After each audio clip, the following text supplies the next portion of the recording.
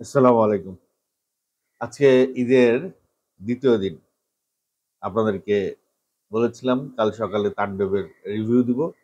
তাই সকাল, সকাল তাণ্ডবের রিভিউ নিয়ে আপনাদের সামনে হাজির হলাম। তাণ্ডবের রিভিউ দেবার আগে আমার একটি কাজ অবশ্যই করতে হবে। সেটি হচ্ছে Raihan রাফিকে I have to salute।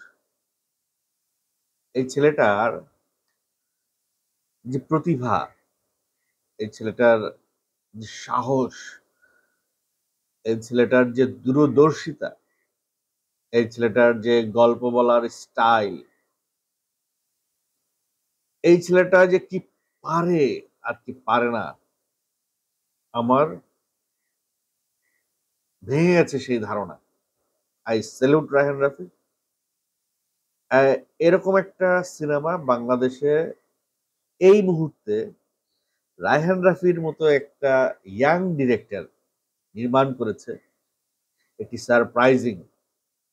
যখন তামিম ইকবালরা ২০ বছর বয়সে, ১৮ বছর বয়সে সেঞ্চুরি করে, যখন আশরাফুলরা ১৪ বছর বয়সে, ১৫ বছর বয়সে সেঞ্চুরি করে, তখনই বোঝা যায় এই তামিম ইকবাল, এই আশরাফুল, এই সাকিব আল হাসান এরা ইন ফিউচারে কি হতে চলেছে। আমাদের রায়হান রাফি ক্রিকেটের তামিম ইকবালের মতো সিনেমার রায়হান রাফি হবে কিনা জানি না। কিন্তু তার যে শুরু থেকে পর্যন্ত সেই ধারাবাহিকতা কিন্তু সে বজায় রেখে চলে এসেছে। যাই হোক, আগে তাণ্ডবের ছোট্ট একটু স্পয়লার না দিলেই না। একটু স্পয়লার আমাকে দিতেই হবে। একটু স্পয়লার না দিলে আপনারা বুঝবেন না যে রায়হান রাফি কি বানিয়েছে। আপনারা যারা সিনেমাটা দেখেছেন তারা তো দেখেছেন। আর যারা দেখেন নাই দেখবেন, তারা তো দেখবেন। আর যারা দেখবেন না চিন্তা করেছেন, তারাও গিয়ে দেখবেন। আপনারা জানেন রিসেন্টলি বাংলাদেশের একটা বিশাল, বিশাল, বিশাল একটা বিস্ফোরা সমাজের সামনে উন্মোচিত হয়েছে। আয়নাঘর। তাণ্ডব একটা আয়নাঘরের গল্প। তাণ্ডব, আমি আবারও বলছি, তাণ্ডব একটা আয়নাঘরের গল্প। একটা আয়নাঘরে গিয়ে একটা ছেলের কি হয়, একটা পরিবারের কি হয়, একটা প্রেমিকার কি হয়, একটা সরকার কিভাবে আয়নাঘরকে পরিচালনা করে, আয়নাঘর কার কার স্বার্থ সিদ্ধ করে, আয়নাঘরের সঙ্গে প্রশাসন থেকে শুরু করে রাজনীতিবিদ, ব্যবসায়ী থেকে শুরু করে সাংবাদিক কিভাবে সংযুক্ত, এত সুনিপুণ ভাবে রায়হান রাফি এই সিনেমার ভিতরে উঠায় নিয়ে আসছে। এত বড় বুকের পাটা এই জুলাই আন্দোলনের পরে আর তো কোনো ডিরেক্টরের দেখলাম না। এত বড় বুকের পাটা এই জুলাই আন্দোলনের ফলে আর তো কোনো ডিরেক্টরের দেখলাম না।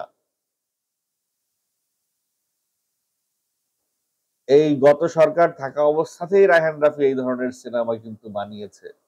তবে সেগুলো ওটিটিতে রিলিজ হয়েছে।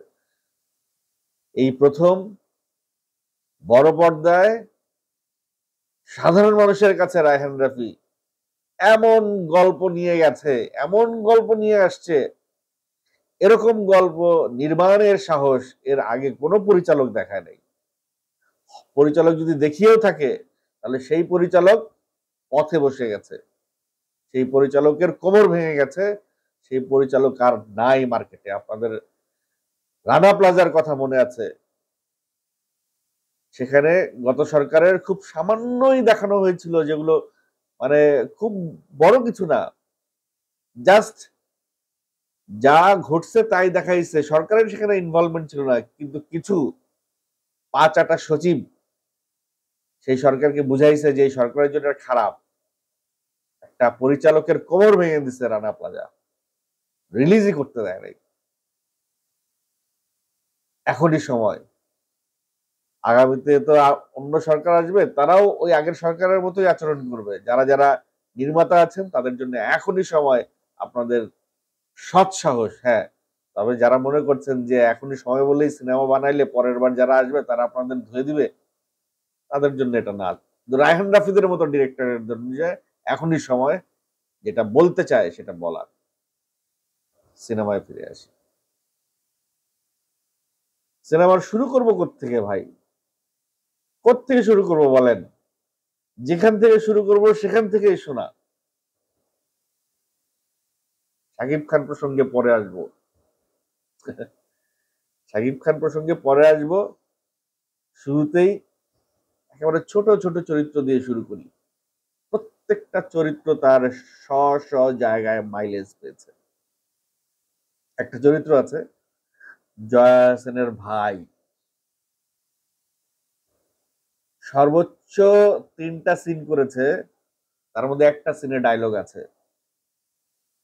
3 থেকে 4টা সিকোয়েন্স করেছে। আপনাকে কাঁদাবে সেই দৃশ্যগুলো, আপনাকে আপনার চোখে পানি নিয়ে আসতে বাধ্য। এতটা মর্মান্তিক, এতটা পৈশাচিক আচরণ করেছে কিছু কিছু ক্যারেক্টার সেই ক্যারেক্টারের সঙ্গে। শিবা শানু ভাই, অল্প কয়েকটা দৃশ্য, সে তার জায়গায় এত সুন্দর অভিনয় করেছে। আমার মনে হয় এতগুলো সিনেমা শিবা শানু করেছে, রায়হান রাফির হাতে পড়ার পরে তার, আমার মনে হয় হি হ্যাজ রিয়েলাইজড যে what he was doing in Bangla cinema.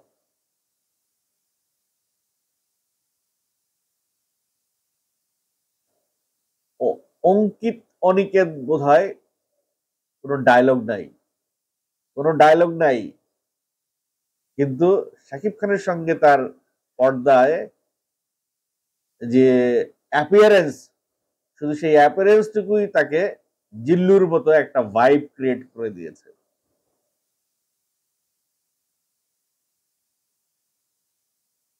আমিও একটি ক্যারেক্টার করেছি, 4 থেকে 5টা সিকোয়েন্স আমারও আছে, ডায়লগও আছে।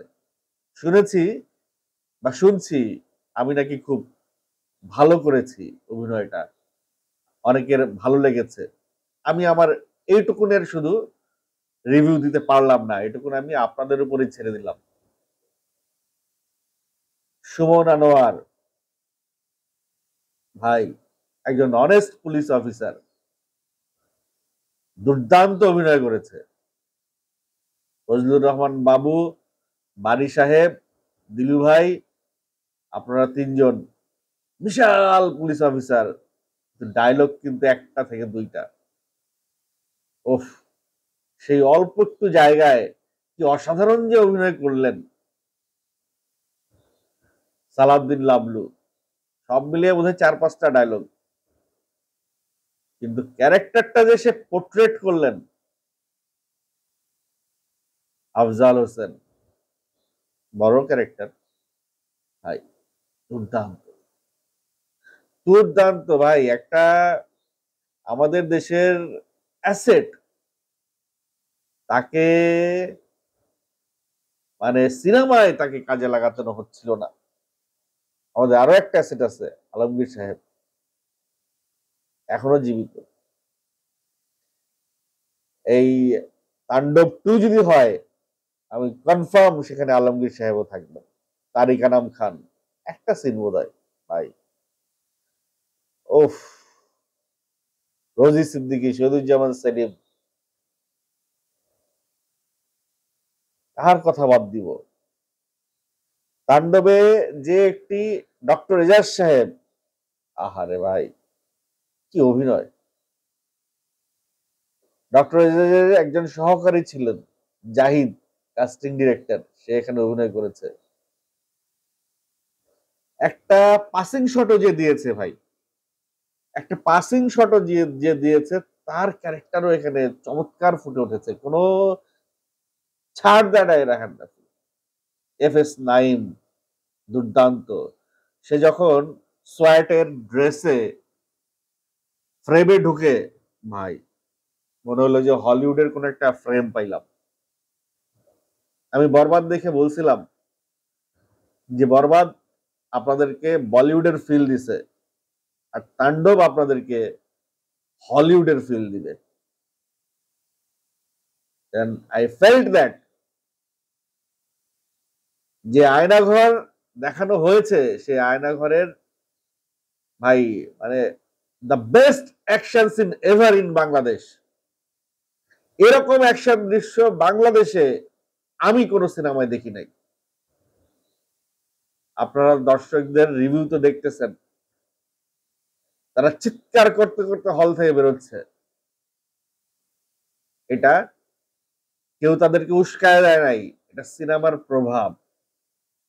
এই সিনেমা তাদেরকে চিৎকার করে করে হল থেকে বের করতে বাধ্য হচ্ছে। সিনেমার বিজিএম, প্রতিটা দৃশ্যে গুজবাম সৃষ্টি করা বিজিএম, অস্থির সাউন্ডের ফলি, সাউন্ড ডাবিং, সাউন্ড আরো আরো অনেক কিছু শব্দের অনেক কাজ করেছে সাউন্ড বক্স। রিপন নাথ 8 থেকে 9টা জাতীয় চলচ্চিত্র পুরস্কার প্রাপ্ত সে। সাউন্ডে আপনাকে, আমি যে সিনেমা হলে দেখছি দিয়াবাড়ির ম্যাজিক মুভি থিয়েটারে, ওটা এভারেজ একটা সিনেমা হল, বাট ওখানে বসেই আমার গুজবাম উঠে গেছে সাউন্ডে, বিজিএম এ। আমি যদি সিনেপ্লেক্স বা যমুনা ফিউচার পার্কে দেখতাম, ভাই মাথা নষ্ট। অনেক দর্শক সিনেমা হল থেকে বেরিয়ে বলেছেন যে এই সিনেমা 3বার দেখলেও পয়সা ওসুল, 3বার দেখলেও পয়সা ওসুল। আমি সিনেমার গল্প বলতে পারতেছি না, সিনেমার স্পয়লার দিতে পারছি না। সিনেমার গল্পটা যদি আমি এখন বলতে পারতাম আপনাদেরকে এই আমার রিভিউ এর ভিতরে, আপনারা গল্প শুনেই এখন আপনাদের মানে শরীর খারাপ হয়ে যাওয়ার মতো অবস্থা হবে। ছোট চরিত্রগুলো যারা যারা করেছে, ছোট চরিত্র বলবো না, আমি বলবো স্বল্প সময়ের জন্য যারা যারা স্ক্রিনে এসেছেন, প্রত্যেকেই প্রত্যেকের জায়গায়, মুকিত জাকারিয়া ও 2-3টা সিন করেছেন, দর্শক হলের মধ্যে হাসতে হাসতে ফেটে গেছে। জয়া আহসান এত ডাইমেনশন ক্যারেক্টারটার ভিতরে, এত সুন্দর অভিনয় করেছেন ভাই। I salute, I salute to Joya Ahsan, I salute to the maker, যে জয়া আহসানের কাছ থেকে এই ব্যাপারটা নিয়ে এসছে। গাজী রাকায়েত, আহ শাকিল মনির একটা বাবার ক্যারেক্টার করেছেন ভাই। এই লোকটারে আমাদের ফিল্ম ইন্ডাস্ট্রি আমার আমার কাছে মনে হয় যে মানে চিনতে পারে নাই এখনো। সর্বোপরি ক্যামিও দৃশ্যে সিয়াম আহমেদ এবং আফরান নিশো যখনই এসেছে স্ক্রিনে, যতক্ষণ ছিল, জাস্ট একটা একটা করে অ্যাটম বোমা ফাটাইছে। সিয়াম আহমেদ এই ধরনের চরিত্রে আসবে কেউ কল্পনাও করতে পারে নাই, একেবারে এক্সপেকটেশনের বাইরে। এবং সে তার চরিত্রটা এত সুন্দর করে ফুটিয়ে তুলেছে, যতক্ষণ স্ক্রিনে সিয়াম আহমেদ ছিল পুরো সিনেমা হল সিয়াম আহমেদের, যতক্ষণ স্ক্রিনে আফরান নিশো ছিল পুরো সিনেমা হল আফরান নিশোর। ক্যামিও করলে ভাই এভাবেই করা উচিত। এর আগে ক্যামিও দেখেছি বাংলা সিনেমায়, হাস্যকর লিখেছে। একটা স্টারকে, একটা সুপারস্টারকে ক্যামিও করতে নিয়ে আসবেন, তাকে যদি যথাযথ মর্যাদা দিয়ে, যথাযথ ভাব গাম্ভীর্য দিয়ে, যথাযথ স্পেস দিয়ে তাকে যদি সিনেমায় প্রেজেন্টই করতে না পারেন, তাহলে তার ক্যামিওর দরকার নাই। আর সেই হিরোরও, সেই স্টারেরও সেই ক্যামিওতে অংশগ্রহণ করার কোনো প্রয়োজন নেই। এই সিনেমায় যে আইটেম সংটা নিয়ে এত আলোচনা হয়েছে, এই সিনেমায় ওই আইটেম সং ছাড়াও কয়েকটি গান আছে, সেই গানগুলো সিচুয়েশনাল গান, লিপে যায় নাই। আপনারা বলছিলেন যে ভাই 2 ঘন্টা 9 মিনিটের সিনেমা, সিনেমা তো কাইটা দিছে, সিনেমা তো আনকাট পায় নাই। যারা যারা এইসব কথা বলছেন না, কপচাইছেন না, সিনেমাটা দেখেন, আনকাট পায় নাই কেন? আজাইরা কথা বলার জন্য কথা বলা, ইউটিউবিং করা, দিস ইজ ব্যাড। আগে জানতে হবে। একটা সিনেমায় 4-5টা গান রাখে, 4-5টা গানকে আপনারা 5 দিয়ে গুণ করেন, 4 দিয়ে গুণ করেন, 4 16 মিনিট। তাণ্ডবে কোনো এক্সট্রা সং নাই, এখানে এই 3-5-15 মিনিট নাই। এবার বুঝে নেন তাণ্ডব কেন 2 ঘন্টা 9 মিনিটের। অযথা তাণ্ডবে কোনো গান ঢুকানো হয় নাই, একমাত্র এই লিচু বাগানের গানটা, এটা আইটেম সং হিসেবেও ঢুকানো হয় নাই। যখন একটা একটা গান কখন ঢুকানো হয়, আপনাদেরকে একটা ব্রিদিং প্লেস দেওয়ার জন্য। একটা খুব ভালো সংবাদ এসছে, ওখানে খুশির একটা গান ইন করতে পারে, ঠিক ওই কারণেই একটা লিচুর বাগানে গানটা ওখানে ইন করছে, ওরকমই একটি কারণের জন্য। এখানে কোনো অযথা গানটা ইউজ করা নাই। তবে লিচুর ওই গানটাও যদি ওখানে ব্যবহার না করতো, গানের যদি 2 লাইনও দেখানো হইতো, তাহলে আরো সময়টা কমে আসতো, আরো 2টা মিনিট কম আসতো, আরো আমার কাছে মনে হচ্ছে যে টান টান হইতো সিনেমা। এই সিনেমার জন্য গান অপরিহার্য না, দরকার নাই এই সিনেমার গানের। এটা এমন একটা সিনেমা, আপনাকে শুরু থেকে শেষ পর্যন্ত না দেখে আপনি উঠতে পারবেন না, চোখের পলক খুলতে পারবেন না, রিমোট থাকলে রিমোটের বাটন টিপতে পারেন, ভুলে যাবেন আপনি।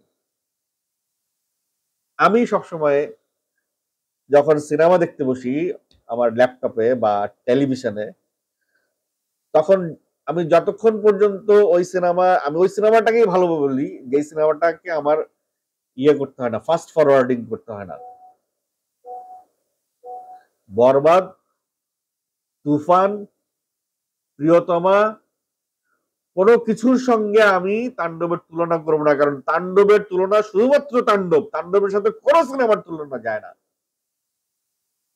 ভাই মাত্র 12 কোটি টাকা পাইছে রায়হান রাফি, শুনেছে এই সিনেমার জন্য, মাত্র 12 কোটি টাকা। ভাই এই সিনেমা দেখে আমার কাছে মনে হচ্ছে 24 কোটি টাকার সিনেমা। আর 24 কোটি টাকা যদি রায়হান রাফি এই সিনেমার জন্য পাইতো, আই কান্ট ইমাজিন কি বানাইতো সে,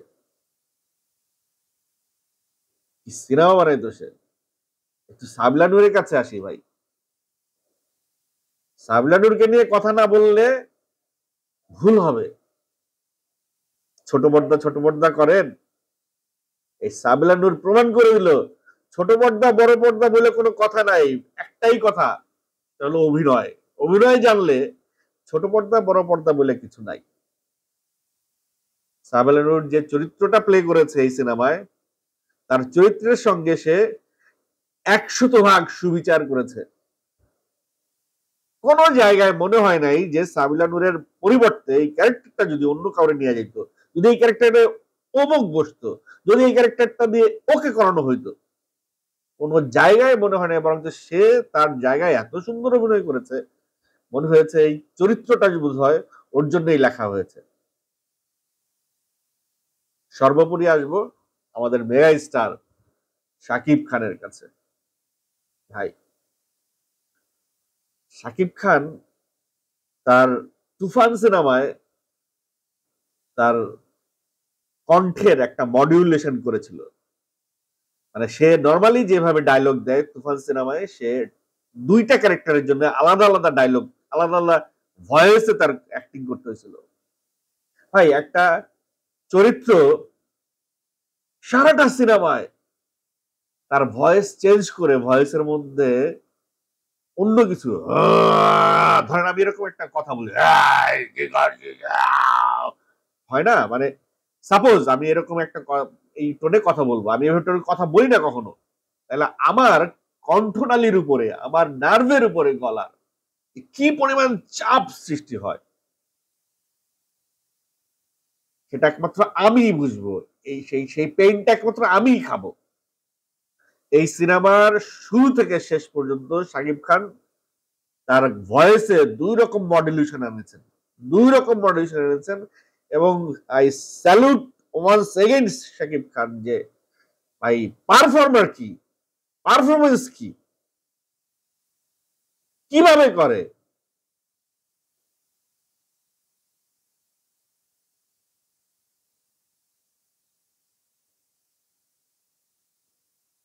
জয়া হাসান একটা ডায়লগ দেয়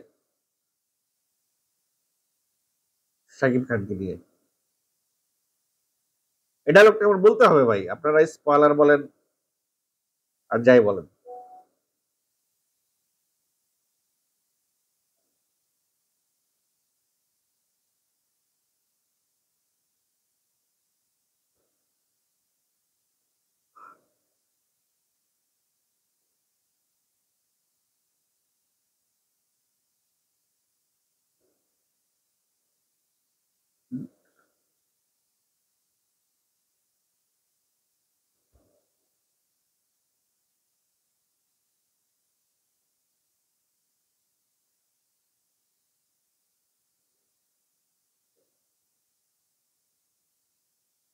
সরি, কতটা ইমোশনাল হইতে পারি যে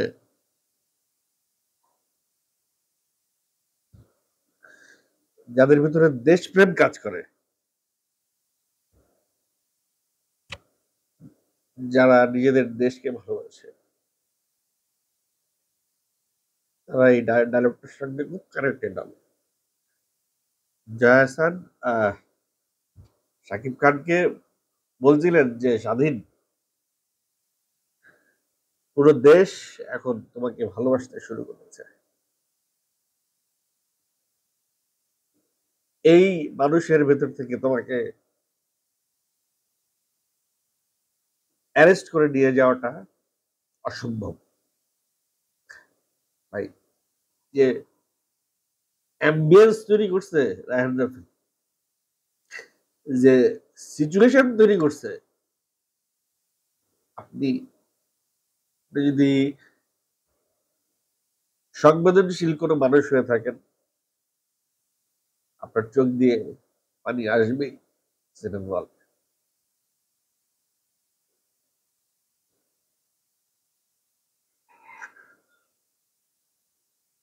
এত সুন্দরভাবে জায়গাটা স্ক্রিনে ফুটে তুলছে Raihan Rafi, I just cried. আমার আমার আবেগ আছে, কিন্তু এতটা আবেগী আমি নই যে আমার চোখ দিয়ে এভাবে পানি চলে আসবে। বোধহয় এটাই প্রথম যে কোন সিনেমার রিভিউ দিতে এসে চোখ দিয়ে পানি বেরোলো আমার। This is the first time. তাহলে আপনারা বুঝেন যে কি বানাইছে। এই সিনেমা নিয়ে একটা গ্রুপ অনেক কিছু বলছে, অনেক কিছু বলেছে, এখনো বলছে। আমি এক লাইনে সেটা শেষ করে দিতে চাই যে ভাই সিনেমাটা আমাদের, বাংলাদেশের, বাংলাদেশিদের। এখানে কোনো ভেদাভেদে আসবেন না। কে সাকিবিয়ান, কে নিশোর ভক্ত, কে সিয়ামের ভক্ত, ভুলে যান, ফরগেট ইট। জাস্ট বাংলাদেশের একটা সিনেমা, হলে যান, সিনেমাটা দেখেন। আপনি কার ভক্ত আর কার ভক্ত না, কে আছে কে নাই, জাস্ট ফরগেট ইট। সিনেমা হলে গিয়ে সিনেমাটা দেখ, এটা আপনার সিনেমা, আপনার দেশের সিনেমা। সিনেমাটা দেখে আপনি প্রাউড ফিল করবেন যে আপনার দেশে এত ভালো সিনেমা তৈরি হয়।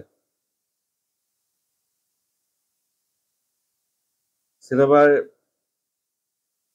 শেষ সিনে, লাস্ট দৃশ্যগুলো তো ভাইরাল হয়ে গেছে। দৃশ্যগুলো অনেকেই সোশ্যাল মিডিয়ায় আপলোড করে দিয়েছে। ভাই, শাকিব খান যখন বলে,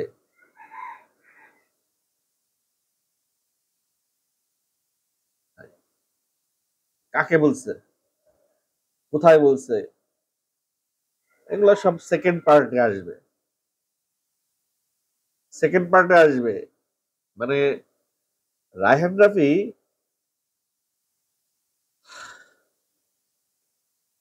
এমন একটা ইঙ্গিত দিয়ে গেছে,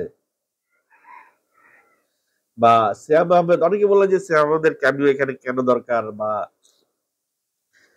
আফরান নিশোর ক্যামিও এখানে কেন দরকার। এটা অনেকে বুঝবে, অনেকে বুঝবে না, অনেকে বুঝতে চাইবে না। আমি একটু এক লাইনে বলে দেই কেন এনেছে এখানে।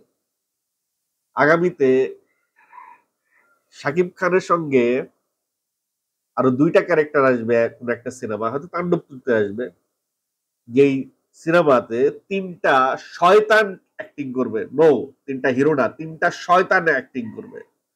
মিখাইল, মাসুদ, এবং সিয়ামের নামটা সিনেমায় কি আমি ভুলে গেছি, আরমান না কি যেন, এই আরমান, এই তিনটা ইবলিশ তাণ্ডব টুতে আসতে চলেছে। আর ইবলিশ যখন একটা হয়, তখন যে সিচুয়েশন হয়, আর সেই একটার জায়গায় দুইটা হলে কি হবে, আর দুইটার জায়গায় তিনটা হলে কি হবে, সেটা তাণ্ডব টুতে হয়তো আমরা দেখতে চলেছি। আদনান আদিফ খান সিনেমার রাইটার, আমি বলবো যে তার জীবনের সেরা গল্প এটা, তার জীবনের লেখা এটা সেরা একটা গল্প। এবং সে যদি তাণ্ডব টু লেখে, আমি জানি না সে কি লিখবে। He has done a tremendous job. Raihan রাফির মাথা থেকে হয়, এবং গল্পটা হয়তো শুরু। এটা রায়হান রাফির ড্রিম প্রজেক্ট, এবং সে তার ড্রিম প্রজেক্টের মতো করেই বানিয়েছে। তাণ্ডবের শো প্রথমে দিয়েছিল 24টা, এখন 36টা হয়ে গেছে একদিনেই। দ্বিতীয় দিনে দেখেন 50টায় গিয়ে থাকে।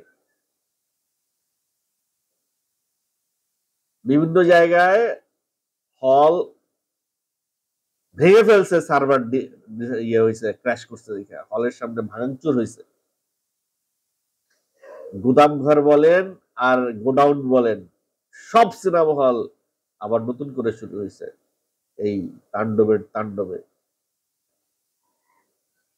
মিনিমাম 180 থেকে 90টা সিঙ্গেল স্ক্রিন নতুন করে চালু করছে, যেগুলা ওরা চিন্তা করছিল মাদ্রাসা বানাবে। এখন তারা বোধ হয় তাণ্ডব টু চালানোর জন্য ওইসব সিনেমা হল হলগুলো সংস্কার করে নতুন করে আবার সিনেমা হল বানাবে। সিনেমার সুবাতাস শুরু হয়ে গেছে ভাই।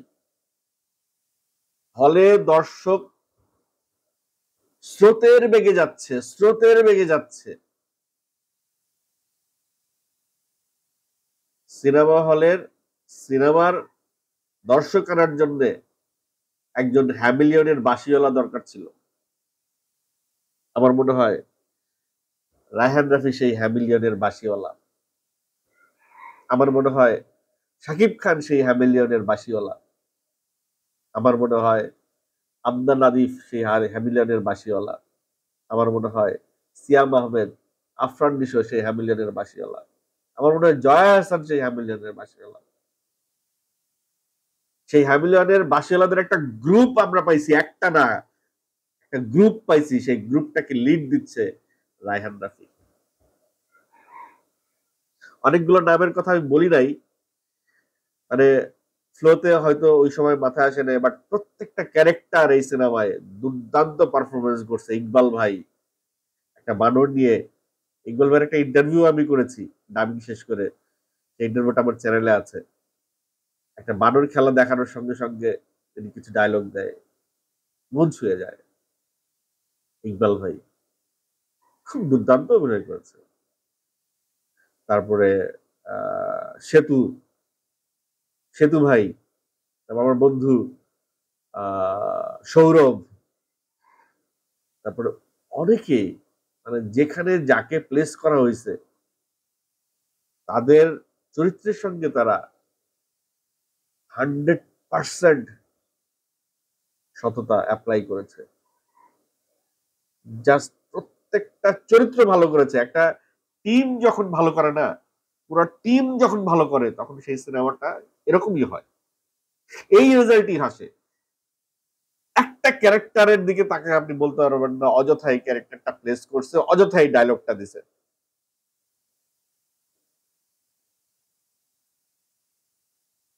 খুবই অসাধারণ। যারা ফাইট পছন্দ করেন তাদের জন্য তো এটা স্বর্গ। যারা হ্যান্ড ফাইট পছন্দ করেন তাদের জন্য তো এটা আসলে একটা, কি বলবো, বিশেষ করে মহিলা দর্শকরা হলে ঢুকতেছে। এটা ফ্যামিলি মুভি ভাই। হ্যাঁ, কিছু ভায়োলেন্স আছে, কিন্তু এমন ভায়োলেন্স নাই যে আপনি অসুস্থ হয়ে যাবেন। এটা ফ্যামিলি নিয়ে দেখবার মতো একটা সিনেমা, এবং পরিবার নিয়ে রায়হান রাফি ওই জিনিসটা মাথায় রাখছে যে একটা পরিবারের প্রত্যেকে এই সিনেমাটা দেখবে। কোনো ভালগারিজম নাই, কোনো অশ্লীলতা নাই, কোনো প্রকার ভ্যান্ডালিজম নাই, পুরোটাই একটা দেশপ্রেম ভাই। আপনার সন্তানকে যদি আপনি মানুষের মতো মানুষ করে গড়ে তুলতে চান, মানুষ মনুষ্যত্বকে ঢুকাইতে চান তার ব্রেনের মধ্যে, অথবা দেশপ্রেম কি জিনিস সেটা যদি শেখাইতে চান, অথবা বাস্তবতা কি, তাকে কিভাবে চলতে হবে, কিভাবে সমাজে নিজেকে গড়ে তুলতে হবে সেটা যদি বুঝাইতে চান, you can take your child to the cinema hall and let him watch. অসাধারণ একটা সিনেমা, পরিবার নিয়ে দেখার মতো একটা সিনেমা। আমি ফুল অন এনজয় করেছি, এবং আমার দেখা এ যাবৎকালের সেরা সিনেমা। রিভিউটা একটু বড় হয়ে গেছে, সেজন্য ক্ষমা করবেন। যারা যারা এ পর্যন্ত আমার সঙ্গে বসে রিভিউটা দেখেছেন তাদের সবাইকে আমার পক্ষ থেকে আন্তরিক ধন্যবাদ। ঈদ মোবারক।